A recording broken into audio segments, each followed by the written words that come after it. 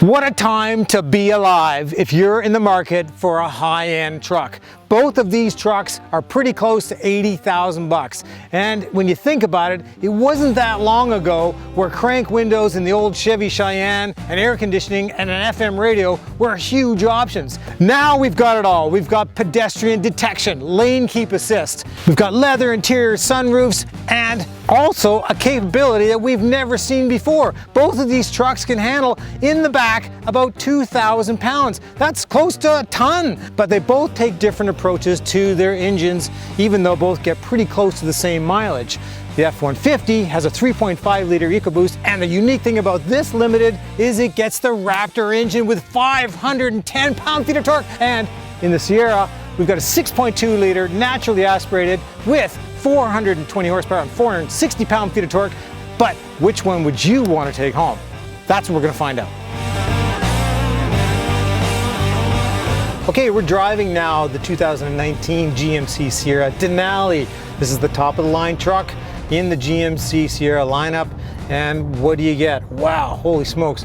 You get a sunroof. This has the, what's the name of that package?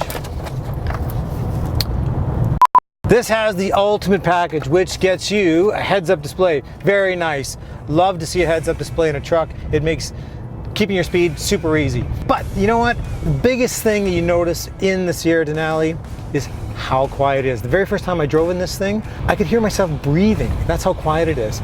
Now, I didn't always love the ride. This has magnetic ride control. It's super smooth sometimes. A couple of bumps, it does get unsettled every now and then. But for the most part, very enjoyable ride. The interior, well, you know, GM could have probably gone a little bit farther with the design, but it's nothing really bugs me about this interior. I wouldn't mind a little bit bigger monitor on the front, but it's okay.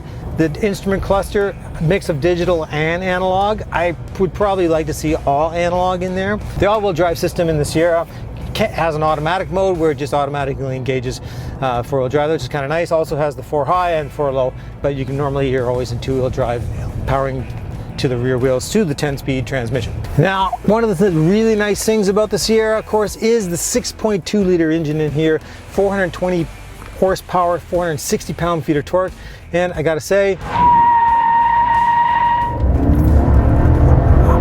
how nice is that? That's 130K. Now, that took no time at all. The other really weird thing about this thing is when you've got the radar cruise control on, it won't actually keep the distance. It'll measure the distance and you can actually close it up, but it's only there to tell you what the distance is. It doesn't actually keep the distance for you. I find that's really, really strange. The other thing I don't really love about the Sierra is the old style column stock shifter. Like, you know, it just kind of, it's really old. And I know it frees up the real estate down here for sure, but it just seems kind of old school. Maybe people like that. Maybe it's a personal preference thing. So let's go take a drive in the F-150 Limited and see what that feels like. Okay, here we are now inside the 2019 F-150 Limited. This is the very top of the line for the F-150 model. One thing you notice right away, as soon as you get into the F-150, between the Sierra Denali is the seats. These ones are way more comfortable. I think you got the same width for those of us with big butts, but way more comfortable with these seats for sure, 100%. In terms of ride quality, pretty close. This one doesn't quite feel as firm as the Sierra Denali. There's a little bit more jiggle with this, a little less rigidity, I would say, than the Sierra Denali. But again, that's because it's a much newer truck and they'll probably increase the rigidity on the next F-150, which we might see sometime in 2020. We don't really know for sure. But also automatic four-wheel drive, just like the Sierra as well. The other noticeable thing right away between the two trucks is visibility.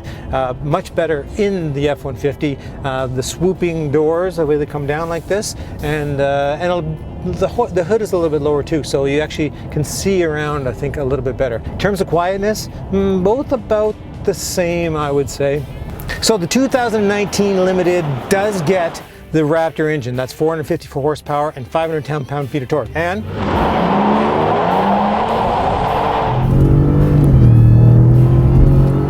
quick as the Sierra? It feels pretty close. Does it sound as good? Not quite. It sounds good for sure, but I don't know if it still had, you know, can you get the richness that the 6.2 liter has from a 3.5 liter turbo? Not so much. Other thing you get in this is with the Limited is a massive full-on sky roof skylight thingy. Lots of light in here. That's beautiful. Wintertime, that's what you want for sure. You only get a basic sunroof in the Sierra Denali. I do like the fact the Ford has its shifter down here. You know, it makes changing gears easier, especially if you're in trailer mode and you got to pop it one gear. That's much better than the old stock shifter that's in the Sierra. And hidden way down here is the drive mode, DM, little tiny button, a little bit hard to access, but there you go. I press that button and you got normal, you got tow haul, snow wet, eco, who would use that, and sport. Beautiful drive. Like it really, it's full luxury.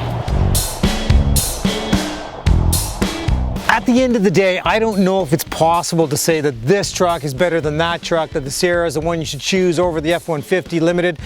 It all comes down to personal preference. Do you like to show your success? Do you like to show, yes, this is a truck that stands out on its own? Or do you want a bit more of an understatement? This looks like an F-150, like a lot of other F-150s, but the Denali, it really does stand out on its own. When it comes to capability, both are almost on par. When it comes to interiors, the Ford is maybe getting a little bit older, the GMC is newer, but it didn't really go that far with its brand new interior.